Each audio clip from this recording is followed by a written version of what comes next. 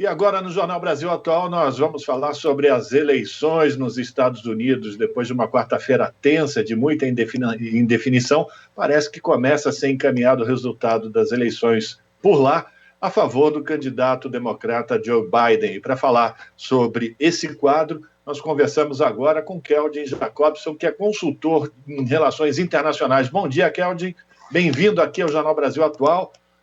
O tsunami passou ou ainda a gente vai enfrentar grandes emoções ao longo do final dessa semana? Qual a sua avaliação da situação atual nos Estados Unidos? Bom dia, obrigado pelo convite.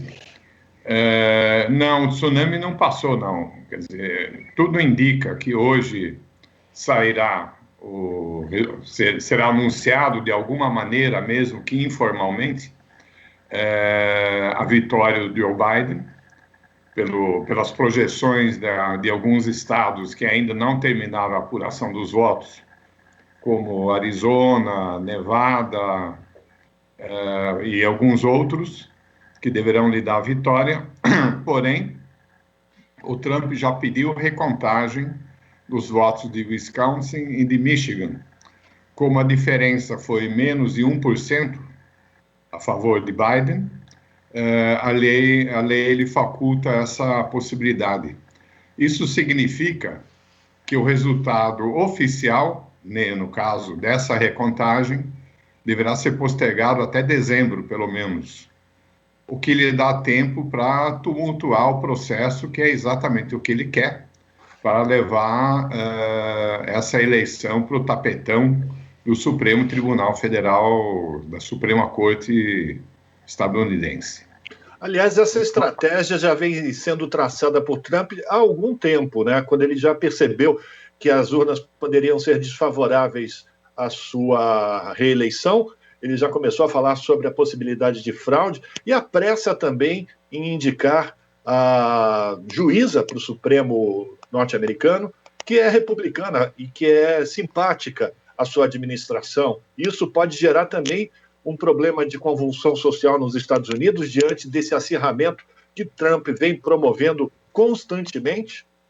Sim, veja só, o resultado eleitoral mostra uma sociedade bastante dividida do ponto de vista partidário, né, nas escolhas aí. Não é comum um presidente que disputa o segundo mandato, né, o mandato subsequente, perder a eleição. Há casos históricos recentes, mas como foi o caso do Bush pai, por exemplo, mas tanto o Bush filho, quanto o Obama, o Clinton, todos eles se reelegeram para o segundo mandato, né? O que é o que normalmente costuma acontecer. E o Trump começou a anunciar essa possibilidade e esse questionamento ao resultado eleitoral como o seu plano B, né? Quando começou a ficar claro de que havia risco dele perder, principalmente naqueles estados onde ele havia vencido por pouco na eleição de 2016, entre eles Wisconsin e Michigan. Agora, chama atenção o resultado da Flórida, um estado que tem uma grande população de imigrantes hispânicos, e esse estado virou a favor de Donald Trump. Como você avalia essa situação? E, por outro lado, estados do chamado Cinturão da Ferrugem voltaram as suas atenções agora para as propostas dos democratas. Como é que você vê esse jogo nos Estados Unidos? Bom, primeiro em relação aos imigrantes, hispânicos principalmente, não é um grupo homogêneo. Você tem os descendentes de mexicanos, já a segunda, terceira geração, que são considerados hispânicos, né? Ou mesmo com nacionalidade estadunidense. E você tem, particularmente na Flórida, né, fugitivos de Cuba, refugiados da Venezuela, que não são exatamente os trabalhadores imigrantes, né? São pessoas normalmente com posses, com recursos, e que optaram por viver nos Estados Unidos e optaram por Miami, por ser um estado onde há um contingente grande de imigrantes. Então, não há uma homogeneidade na opinião política do que chamaríamos de comunidade hispânica nos Estados Unidos. Aliás, muitos brasileiros também vivem na Flórida, principalmente pessoas compostas e tal, né? Conhecemos, inclusive, nominalmente alguns deles. No caso do Cinturão da Ferrugem, chamado Cinturão da Ferrugem, o Trump, na verdade, não entregou o que ele prometeu em 2016. Votaram, né, principalmente aqueles homens brancos, mais conservadores, preocupados em manutenção de seus empregos, votaram nele por conta disso. E cansados também, provavelmente, da mesmice da política que vinha ocorrendo. Então, isso foi um atrativo. Mas recordemos que ele ganhou por pouco, em alguns lugares por 1.000 votos, né? Então, reverter isso agora não é uma coisa assim tão extraordinária assim. E também não foi revertido em todo o cinturão, né? Ohio, por exemplo, manteve o apoio ao Trump, né? Eu estou me referindo a 2 estados em particular, aonde houve essa mudança. Na verdade, são estados já conhecidos como swing states, ou seja, estados que ora votam democrata, ora votam republicano. Não tem uma tendência mais fixa, como é o caso, por exemplo, da Califórnia, que tradicionalmente vota democrata, ou o Texas, que tradicionalmente vota republicano. Keldy, eu quero voltar agora a falar com você sobre as consequências dessa possível judicialização do processo eleitoral nos Estados Unidos e as repercussões, tanto políticas como comerciais, para o resto do mundo.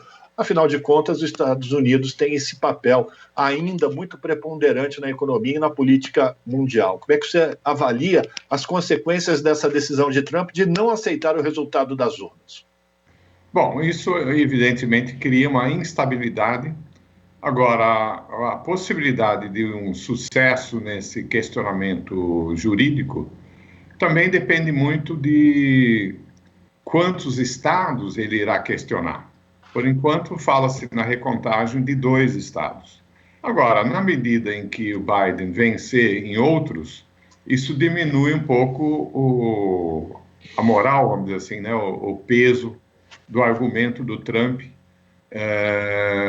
para questionar o resultado eleitoral.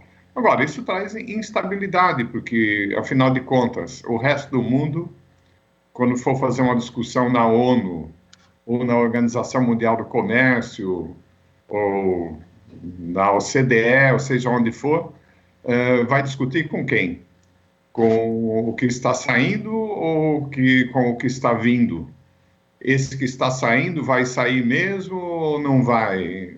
Né? A própria Angela Merkel, a chanceler alemã, levantou ontem a sua preocupação em relação a essa instabilidade, né? Então, o bom senso indicaria que o Trump deveria reconhecer sua derrota e, enfim, partir para uma transição de governo como se espera. E para o Brasil, Keldy, como é que você avalia o posicionamento do governo Bolsonaro diante dessa incerteza ou dessa possível virada de mesa judicial que o Trump quer fazer lá nos Estados Unidos?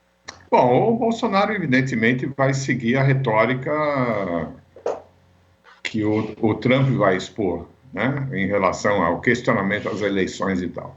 Porque eu tenho dito que o governo brasileiro não estabeleceu uma relação com outro país, estabeleceu uma relação com uma fração partidária de extrema-direita de um outro país, no caso, os Estados Unidos, né, e no caso aí, o setor da extrema-direita do Partido Republicano representado pelo Donald Trump. E sem qualquer tipo de vantagem em relação a isso. Pelo contrário, na verdade, o Bolsonaro fez de tudo que ele pôde para ajudar a campanha eleitoral do seu amigo, né? Importando o etanol dos Estados Unidos para favorecer o voto ao Trump, aos republicanos em alguns estados mais agrícolas. Ver se o Brasil necessita importar etanol, um canavial esse que nós temos, né? aceitar a sobretaxa sobre importação de aço e alumínio sem qualquer tipo de questionamento, abrir mão da situação de país em desenvolvimento na OMC, que nos favorece comercialmente, tarifariamente, em troca, e um suposto apoio à filiação à OCDE, que não traz vantagem nenhuma para o Brasil, não temos nada a ganhar com isso, nem economicamente, nem politicamente. Enfim, vai ser muito difícil, quer dizer, vai ser uma tarefa árdua para o atual governo brasileiro reconstruir a relação normal, soberana, com os Estados Unidos no momento em que Joe Biden tomar posse. Sem falar na discussão sobre meio ambiente, Amazônia, direitos trabalhistas, enfim, todas essas violações que estão ocorrendo diariamente aqui no Brasil. Keldy, eu quero agradecer a tua participação aqui na primeira edição do Jornal Brasil Atual, pela tua análise, e a gente continua ligado no que acontece lá no Irmão do Norte, para ver qual vai ser o resultado final, mas pelo que você já está adiantando, essa novela ainda deve se estender por algumas semanas, talvez até meses. Obrigado pela tua participação, Keldy.